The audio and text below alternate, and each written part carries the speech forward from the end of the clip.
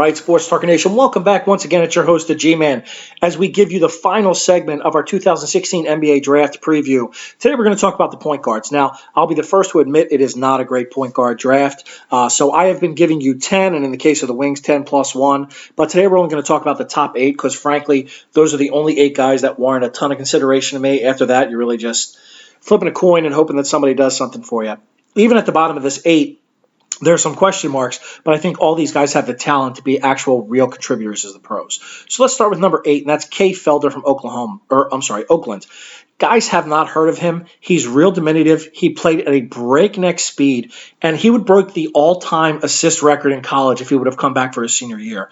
All of this while he's the key offensive piece. He's really improved his shooting. The offense ran through him. He did it all. He's a little loose with the ball. Now, that could be because of the system that they played in. They really wanted to just push. That does drop his rankings, but if he can rein that in, he really has a super amount of talent. Reminds me of a Kyle Lowry, a little bit smaller than Lowry, also a little bit quicker than Lowry. So that's my closest comparison. Number 7 is Fred VanVleet. You've probably forgotten about Fred VanVleet, easy for me to say, because he's been in college, it seems like 100 years. He really just played his 4 years, played at Wichita State. The talent drop-off starts here, but he's real similar to a lot of guys above him. He has a shot a little more suspect than most, but defensively, he is very quick, great hands. I worry about his size. He might be able to get posted up. He did improve his jump shot over time. He could be a starter. He also is a guy who will distribute the ball. He looks to do that, play solid defense. But at his best, I think he's probably a backup 20-minute-a-game type guy. Comes in, pushes pace and tempo. If you have a decent shooting point, he gets to move over and play some minutes at the 2. I do think he's a helper, though. Number 6 is Cat. He reminds me, by the way, of like a Jarrett Jack. Number 6 is Cat Barber. I really seem to love him, and no one else seems to like him.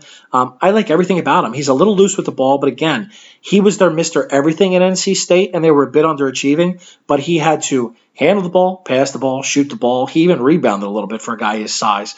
He's a little loose with the ball, but being the primary scorer, he kind of did that out of necessity. He turned himself into a good outside shooter, and he handles pressure with ease. I've never seen anyone in college, even with like the Kentuckys of the world, trying to press with multiple guys, able to stop him. He can break a press by himself.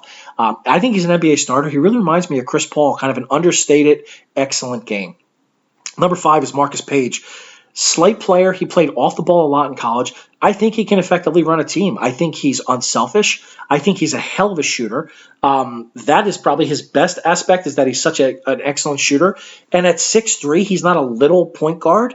He's used to playing at a quick pace, so I think his conditioning will be well. If he can keep that shoot, he hurt his hand his senior year. If he can keep that shot, I think he's going to be a really good pro. He may fall till late in the first round, early second round. I love him. He reminds me of like an Eric Bledsoe, a little more under control. Number 4, and you're going to have a couple guys in here actually a few guys in my top 4 that people are surprised with. Number 4 is Tyler Ulis. Yeah, I understand he's tiny. They say he's 5'9". If he's 5'9", I'm 6'3", and people who know me know I'm actually about 5'11". So he's going to get posted up. He's going to be a defensive liability if teams decide to post him. But he runs an offense. He is super quick. He is fearless, which you can't teach. Gets to the lane. He can really run your team. I think he's a starter in the NBA for years and years, and he can be the leader of a winning team. If you have him off your bench as a change of pace guy, he's going to be commanding almost starter minutes. I think he's a hell of a player.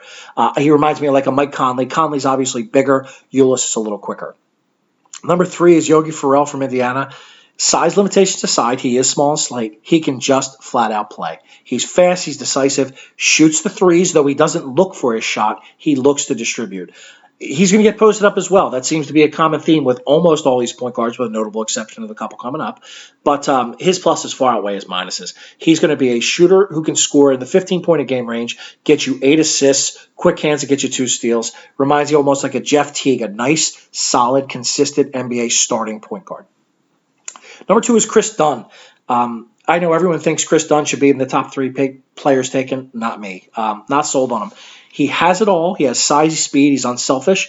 15 years ago, his game would be perfect for the pros. In the current NBA, the fact that he can't shoot, I understand he shot 37% this year from three. Look at his history and watch him shoot. His shot is flat. It doesn't have great rotation. It's a major issue. It looks broken to me, like Michael Carter-Williams, and that is a horrible dagger to throw at somebody because his shot is abysmal. It's tough to fix the pro level. I like everything else about him. So if he can become just an average shooter from the outside, I love his chances. I just can't overlook it, which would make me not take him first. He reminds me of Emmanuel Mudiay. I had the same questions about his game last year, and those questions all came true. He wound up struggling with the shot. Number one, and this is going to be very unpopular, and I'm not a Golden Domer. I'm not a Notre Dame fan. I love Demetrius Jackson. I'm going out on a limb by myself that I consider him by far the best point guard prospect. He's not huge tall-wise, but he's quick. He can jump like crazy, and he is thick. He is strong. He is not going to get bodied. He's a 38% three-point shooter for his career. Shooting percentage from three took a little bit of a drop this year because he was kind of the main offensive cog, but I think take a little bit of pressure off, dribble the ball, and be there for kick-out threes, I think he can shoot it. I think he is a future star. Not starter, star. Again, if my Sixers somehow can get him with the second pick in their first round, I would absolutely love it. With the dearth of talent, I'm not sure he's going to fall that far, but if he does, I think his future is fantastic. He reminds me of a Damian Lillard who came out without the hype, but has all the talent in the world, and that's what I think of Demetrius Jackson. I think he has all the talent in the world. So that's it for your point guards. I only gave you 8 because I think there's only 8 worthy of consideration. Somebody else might jump up and surprise you, but these are the guys with the best shots.